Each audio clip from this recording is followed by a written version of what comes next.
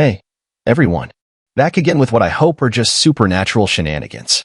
Honestly, I keep telling myself that. But this one didn't feel like a prank. It didn't feel like nerves, or wind, or pipes clanging at 3 a.m. This felt like something that wanted to be noticed. Let me set the scene. I work night security at Dover Hill Medical Center, a hospital in a small city in South Carolina. It's a big place, modern wings, trauma bays, rehab units, all that. But there's one part of the facility that, well, it doesn't fit. The chapel. It's old.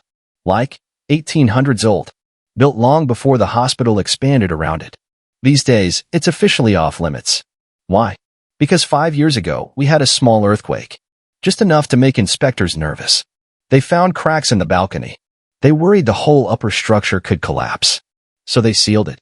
No more visitors. No more masses. Only security, maintenance, and a few admin staff have access now. Now, why was I near the chapel at night? Funny story. They're repaving sections of the hospital exterior this week. Yesterday and today, the crews were resurfacing the asphalt near the ER drive-up and ambulance bay. So ambulances had to reroute through the main entrance. And guess who got stationed at the front desk overnight? Yep, yours truly. It's not a normal post for me. Usually, I stay closer to ER intake, where you've got movement, noise, people. But last night, I sat solo in the main lobby, right near the entrance. And right next to that entrance is the hallway to the chapel. Let me be clear. I was alone. We're understaffed most nights. And that department? Trash. People disappear for half-hour smoke breaks, or just forget they were supposed to cover reception. So I had the whole front wing to myself. Me. A giant marble desk. And the slow, quiet hum of HVAC above my head. To stay awake, I did what I always do. Binge creepy YouTube content. Tragic tales. Abyssal detective. The paranormal files. The usual cocktail of disturbing voices and spooky background music. It's a weird form of comfort. I think it keeps me from panicking at actual noises in the hospital. Until, of course, one of those noises doesn't fit. It was around 3:34 a.m. I remember checking the clock because the night had felt endless. No one had come through the lobby in at least 90 minutes. Not a nurse. Not a patient. Not even a janitor. Just me. And then, knocking. At first, I didn't even register it. Could have been the fountain. Or the heating system. Or that weird alarm beep that sometimes goes off in the gift shop. But this was different. It was sharp. Rhythmic. Like someone tapping their heel. 2 quick taps. Pause. 3 more. Then silence. Then, the sound of paper. That's when I stood up. Not because I was scared. Not yet. But because it felt too specific. Too close. I walked around the corner. Into the corridor that leads past the chapel. Light sensors clicked on as I moved. Fluorescent tubes flickered overhead. Nothing. No movement. No voices. No shadows. I waited. Listened. Still nothing. So I turned around. Started walking back. Told myself it was nothing. Just tired. Bored. Imagination doing laps. But I couldn't sit back down. Something in me had shifted. Like my stomach knew before my brain did. So I did what every anxious, underpaid security officer does. I went outside for a smoke. There's a small patio area just past the lobby doors. A bench. Some brick planters. Quiet, well lit. I sat down, lit up, watched the stars. But I couldn't stop glancing back toward the chapel windows. Now, here's where I messed up. Because I had a flashlight. A damn good one. High-lumen tactical beam. And I, being the curious idiot I am, decided to shine it at the chapel windows. At first, nothing. Just stained glass. Depictions of saints. Angels. Biblical stuff. I'm not religious anymore. But I still get a chill seeing those hollow eyes at night. Then I swept the beam to the back window. Behind the pulpit. Where there's a narrow hallway that leads down into the basement level of the chapel. I know that stairwell well. It's steep. Dark. And I hate it. That's where I saw it. Movement. Not a flicker. Not a shadow cast by my light. Something was in the hallway. Shaped like a person. Still. Watching. There it was. That shadow. Human-shaped. Still. Motionless. Right behind the stained glass. In that narrow corridor no one uses anymore. I froze. Didn't move. Didn't breathe. I kept the flashlight aimed right at it. And for a moment, I thought maybe I imagined it. But then it shifted. Just enough. like someone taking a slow breath. Nope. I was not going in there alone. See, I've had run-ins with squatters before. People find the crawl space under the chapel and sneak inside. It's rare, but not unheard of. And policy says we have to investigate, no matter what time it is. But there was no way in hell I was doing this solo. So I pulled out my radio, dialed the private channel, and called in backup. My guy on the ICU wing. Let's call him Andre. He's one of those guys you want around when things get weird. Big. Former military. 6 feet 2 inches, at least 220 pounds. Broad shoulders. Minimal body fat. All presence. Also, a little too eager when it comes to spooky stuff. He thinks ghost hunting is fun. Tonight. He wouldn't be smiling. He answered on the first ping. On my way. 5 minutes later, he met me by the lobby. I briefed him fast. Shadow behind the pulpit. Possible squatter. Possibly. Not. He didn't say anything. Just nodded. And we walked. We entered through the lower chapel doors. These are old. Wooden. And lead into a network of narrow rooms. Used to be overnight quarters for priests. Later, for medical staff needing naps on long shifts. Now? Dusty. Cracked. Creepy. I've always hated this wing. We moved slow. Cleared each room. Andre had his flashlight out, sweeping steadily. I followed with mine, watching corners. No movement. No noise. Just stale air and the distant hum of hospital ventilation. The floors creaked under our boots. The walls groaned every time we breathed too hard. It was like the whole space was holding its breath. After 10 minutes, we'd cleared the lower level. Nothing. No bedrolls. No gear. No signs of forced entry. But neither of us felt right. And we still had to check the main floor. The sanctuary. We climbed the narrow stairwell behind the pulpit. Same one I saw from outside. My hand grazed the old railing. Splintered and cold. When we reached the top, we both paused. There was something off about the air. Like it didn't belong in a sealed space. Too crisp. Too sharp. Like ozone before a storm. Then we stepped into the sanctuary. Rows of wooden pews. Dust-covered hymnals. Cracked tile underfoot. Daylight from the stained glass still spilled across the floor. Even at night, street lamps threw enough light through the colored panels to illuminate shapes in soft gold and crimson. But it wasn't beautiful. Not tonight. We began moving down the center aisle. Andre to the left. Me to the right. And that's when we both saw it. Indentations. At first, I thought they were tricks of the light. But no. On the far end of the pews. Closer to the balcony wall. There were visible impressions on the seats. Like someone had just been sitting there. A dip in the wood. Faint drag marks from movement. Handprints pressed into the edge like someone leaned forward. I looked at Andre. He'd seen them too. He didn't say anything. Just aimed his light down the pew row. Nothing. But the weight in the room was shifting. We walked closer. Carefully. Our boots tapped against the tile, muffled by the worn carpet strip. I moved toward the indentation. Then I stopped. Because I heard it. Knocking. Not loud. Not sharp. But close. Soft. Muffled. 3 taps. Then silence. It was coming from underneath. The floor. The walls. I couldn't tell. It was like the sound wasn't traveling properly. But Andre heard it too. Because his eyes went wide. And I saw something I'd never seen in him before. Fear. He turned without a word and walked back toward the stairwell. Fast. Not running. But not slow either. And I followed. I didn't need convincing. We moved down the stairs, back through the lower quarters, and out the door. Once we hit the main hallway, I turned and locked it behind us. My hands were shaking. Andre leaned against the wall, arms crossed. Silent. No jokes. No, did you hear that? Just breathing. Hard. I asked him, quietly. You okay? He looked at me. Then said, I've been in combat zones, man. That wasn't a person.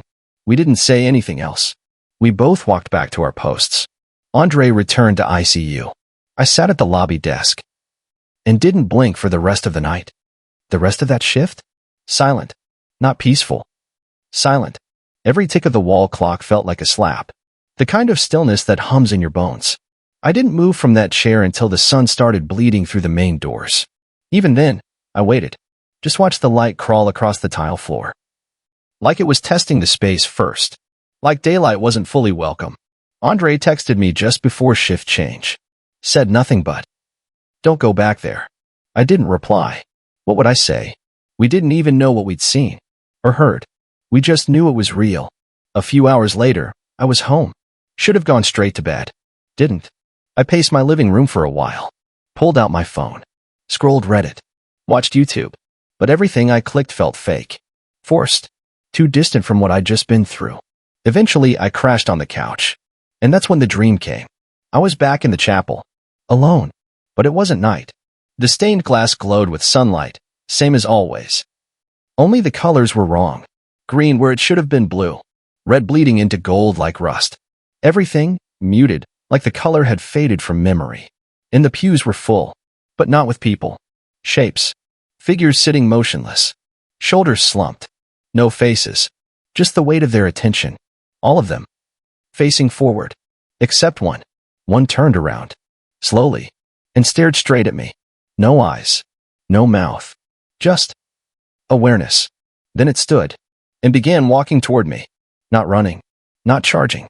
Just a steady, inevitable walk down the center aisle. I couldn't move. Couldn't speak. And when it got close enough, it whispered. You heard us. Then I woke up. I couldn't breathe. Chest tight. The room was bright. My phone buzzed. New notification. It was from our internal security thread. A hospital-wide message. Apparently someone had triggered the motion alarms near the chapel. At 3:36 a.m. Same time as the knocking. The cameras? Glitched. Corrupted file. Maintenance reviewed the footage and said it cut out for exactly 66 seconds. When it came back, nothing was there. But the motion light in the stairwell, the one behind the pulpit, it stayed on for over an hour.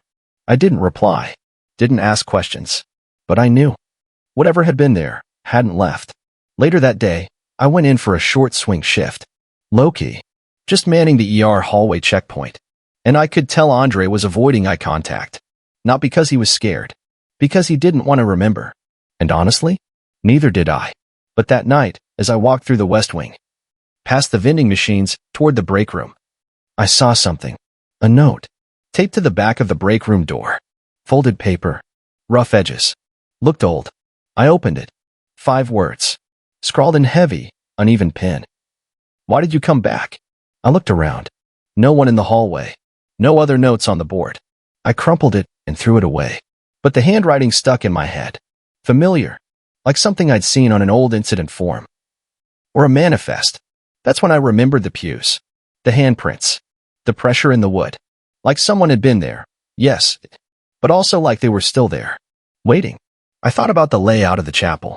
About the closed stairwell. About how sound had echoed strangely like it came from inside the walls. And I thought, what if it never left? What if it's still there? Not haunting the space. Guarding it. That night, I didn't sleep.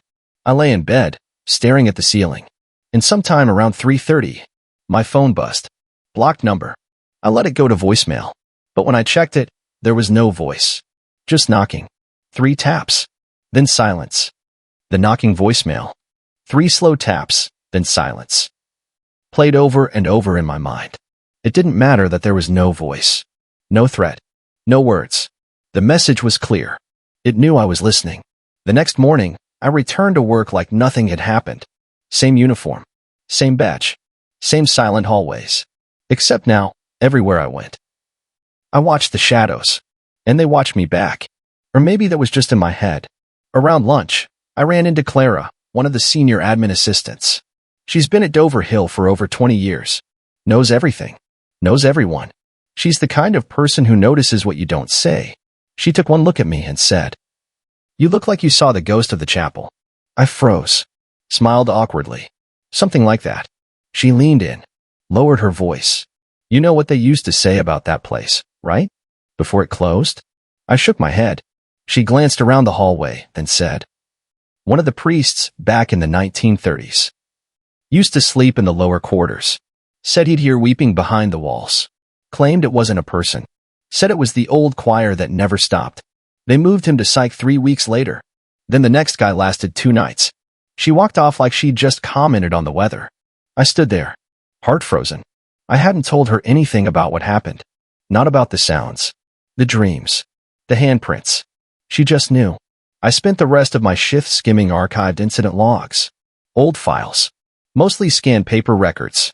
Some hard to read. some misplaced. But I found references to the chapel, enough to paint a pattern. There were multiple complaints over the years. Strange noises, voices in the stairwell, footsteps on the balcony when it was locked, items going missing. But the one that stood out most was dated 1997, filed by a former facilities tech. He'd gone down to the lower chapel to fix a burst pipe, said he'd heard something scratching behind the boiler wall, and when he leaned in to listen, a voice whispered, "Don't seal the door." According to his report, he left tools behind and never went back. Transferred to a different building 2 weeks later. No follow-up, no second opinion, just buried, like the chapel itself. Later that night, I got a call from Andre. First time I'd heard from him in days. He sounded off, like he hadn't slept. He said, "Something followed me home." I didn't laugh, didn't even question it. I knew what he meant. He told me he'd been hearing knocking, not from the walls, from inside his mirror. Then last night, he heard something even worse. His dog, normally silent, started growling at his bathroom door. When he opened it, the mirror was fogged over, and in the steam, someone had written, "Still here." Andre doesn't scare easy, but he was shaken. He ended the call with, "We brought something out. We didn't just find it." That line stuck with me. We didn't find it. It found us. And now, it was everywhere. That night, I dreamed again. Same chapel, same pews. But this time, I wasn't standing. I was sitting. And around me were other figures. Familiar shapes. Fellow employees. People I recognized from the hospital. All staring forward. All frozen. And at the front, where the pulpit should have been, was a hole. Not a door. Not a window. A black hole. Like the world had split open. And from inside it, something whispered, "You opened it again. Now you must stay." I jolted awake. My neck damp with sweat. No knocking this time. Just silence. The kind that doesn't belong in a living room. The kind that listens. I looked around the room. Everything normal. But then I noticed my hallway door was open. I never leave it open at night. And right behind it, a shape, just out of sight, like someone had been watching. I didn't move, didn't speak, just listened. And in that space between breaths, I heard it. 3 soft knocks. From inside the wall. After that night, I stopped pretending it was all in my head. The knocking, the whispers, the hallway door that opened itself. I'd ignored it long enough. But there was a problem. No one else wanted to talk about it anymore. Not even Andre. When I called him the next day, his tone had changed. Flat. Disengaged. Like he'd made some internal decision to shut it all down. He said, "It's better if we don't go back. Let it die in there." But we both knew the truth. It didn't stay in there. The dreams kept coming. But they weren't dreams anymore. Because sometimes, when I woke up, I'd find things had moved. Objects that weren't where I left them. Doors cracked open. Once, I found my phone unlocked and recording. An hour of black video with faint tapping in the background. 3 taps. Then silence. Then breathing. And the voice messages? They didn't stop. Blocked numbers. No caller ID. Always between 3:30 and 3:36 a.m. Just static. Or soft, dragging footsteps. Or that same damn whisper. "You heard us. You opened it. You never closed the door." One night, it got worse. I was sitting on my bed. Lights on. TV playing something dumb to keep my mind off it. And then my power cut. Just gone. Total silence. TV off. Lamp off. Phone screen dead. But only in my room. I looked out into the hall. Lights still glowing in the kitchen. Just my room. Just me. And in the mirror. Fog. Steam. No reason for it. No heat. No shower running. But the mirror was fogged over. And this time, the message was longer. Written in uneven strokes. "If you leave again, we follow." I didn't sleep that night. I didn't even blink. Just sat in my chair with a flashlight and a baseball bat. Waiting. Listening. Nothing came. But I knew something had already entered. Something I let in. By stepping into that chapel. The next morning, I called off work. I couldn't go back to Doverhill. At least, that's what I told myself. But a part of me knew. It wasn't done with me yet. That night, I got a package. No name. No return address. Just a flat envelope, slid under my door. Inside was a photo. Black and white. A shot of the chapel interior. High angle, like it came from the balcony. Every pew was empty out, except one, and sitting in the middle of the last row was me. I stared at the photo for over an hour. Then I flipped it over. On the back, in heavy ink, "You're already home." I should have burned it, but I didn't, because a part of me knew it was right. I hadn't left. Not really. Whatever followed me, it had roots in me now. I started noticing things in public. Reflections that didn't match. Random strangers calling me by the wrong name. Glancing twice, then walking away fast. One nurse at a gas station looked at me and whispered, "I saw you in the pews." My house grew colder. Even in July, I wore jackets indoors. Heard the floor creak behind me when I was alone. Every time I walked by a mirror, I glanced away, too afraid it might move when I didn't. I knew it wouldn't stop, unless I went back, unless I faced it again, unless I closed the door. So last night, I did. I drove to Dover Hill, slipped in past midnight, took my badge, wore my old jacket. Nobody stopped me. The hospital looked the same, but it didn't feel the same. I walked through the silent halls, past reception, down the corridor to the chapel. Lights flickered, dust hung in the air like breath. And when I reached the door, it was already unlocked. Of course it was. It had been waiting. I stepped inside, though it groaned beneath me. The smell hit first. Old pages, dried flowers, and something sour beneath it all. I walked between the pews, all of them empty, except one, far back. A familiar shape sat there, facing forward, head slightly tilted. Me. It didn't move, just sat there, waiting. So I walked to the pulpit, stood at the front, faced the darkness, and I said, "You can have it back." And the walls exhaled. The pews creaked. The stained glass dimmed. And from below the pulpit came 3 slow knocks. Then silence. I don't remember leaving. I woke up in my car, parked 2 blocks away, engine off. No memory of the walk, but the chapel key? Still in my hand. It hasn't followed me since. No whispers, no dreams, no fog. The house is warm again. The mirrors stay clear, but I know it isn't gone. Just satisfied. For now. Because when I close my eyes, and I listen close, sometimes I still hear it. From far away. From beneath the chapel. 3 slow knocks. Then a voice. Whispering. "We never said you could leave."